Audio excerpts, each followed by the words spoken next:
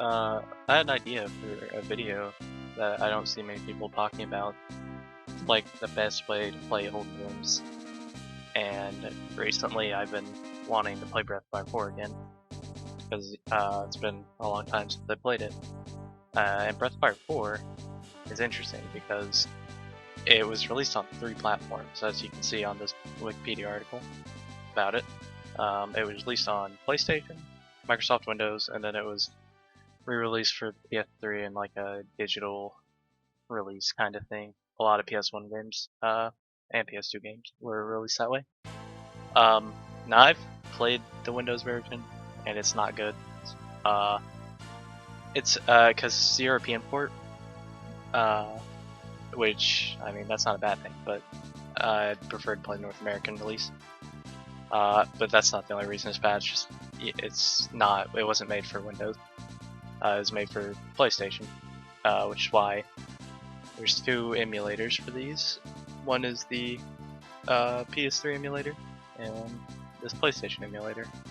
I've tried the PlayStation emulator. I've tried multiple PlayStation. This is the one that I got the most use out of. Pcsxr and our PCS series, obviously. The PS3 emulator, it's like the only one. But yeah, so these are the best ways to play the game. So what I was doing is I wanted to see how I can make it the best, which one has the best interface and the best quality of life improvements, because with like Breath of Fire 3 for example, on PSP when it was released it had a whole bunch of extra stuff, better translation I think. It had the minigame, fishing minigame, you could like play it just outside of the game, which I thought was pretty cool. It's just a lot of improvements. The PSP version was the definitive way to play Breath of Fire 3, even though it released on PS1 same as Breath of Fire 4. But Breath of Fire 4 didn't have that kind of treatment because it was probably too technically advanced for a PSP release, even though the PSP is pretty powerful compared to PlayStation 1. But outside that, I have it on both these emulators. Guess I'll go over the PlayStation 1 one first. This one looks better, without a doubt, but there's a big problem with it. It is the performance is atrocious on my really good computer. Like, I have a 2070 Super graphics card. My graphics card is 100% top of the line, pretty much, and I get absolute garbage performance. And don't get me wrong, it looks amazing. That's as good as the game can look, at least. I'll show you when we load in here. Okay. So as you can see, the 3D details, which I mean I'm not going to show you before, but you'll see on the PS3 version that these 3D textures aren't like anti-aliased at all, which these are, and they do look pretty good, but they're still dated. And also the character models are not improved at all, which when you get into the combat, it's only character models, so it's kind of problematic. I've not gotten very far because you'll see why. Can I get here? Okay. So the first city, Sarai. All is good when I walk in the gate, but the problem is when I get to the middle here, look how much the performance just crawls to a halt. I mean, it is unusable. I mean, frankly. Now when you go in buildings and stuff, it's fine, but the problem is most of the game you're going through really big areas with like these 3D just textures, and like I've tried changing it to use like a lower one, like a lower shader, because there's shaders on this, and it really didn't fix it. So I don't think this is the best way, and there's probably another PS1 emulator which probably would be better, but this game is good looking, but it's not the best way to play it. So let's move on. So Breath of Fire 4 on the PS3 emulator here. Significantly better performance. Actually, before I start it, let me go back. I just want to show you. So in the PS1 version, the only thing you could change is like shaders, and that's it. Like literally, that's it. For this, I could have. Well, you can also change the anisotropic filtering, which I have on here, but as you'll see, not nearly as big an effect. Also, the game plays at a 480p resolution, like it's just 480p. Now the default resolution for, hold up, is this the actual config? Hold up. Change custom config. Okay, yeah, here we go. So this is the default resolution is 720 by 480, which is the 480p resolution.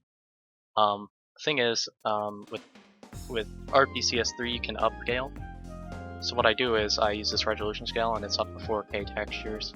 You could go up to like insane amounts, but it's not gonna help for a lot of reasons. I just go 4K just to show this is what it would look like. This wouldn't do anything, and changing the default resolution you can't even do. This basically upscales it to where you're running it in whatever resolution you want. So for Persona 5, I can upscale to 1080p even though it's 720, and it has the 1080p textures essentially. And this game has its 4K aspect ratio. I tried changing it, it doesn't matter. This game plays in a weird ratio because it's 480. And then anti-aliasing's on, and ND-filtering is at max. Anyways, when I launch it, don't know.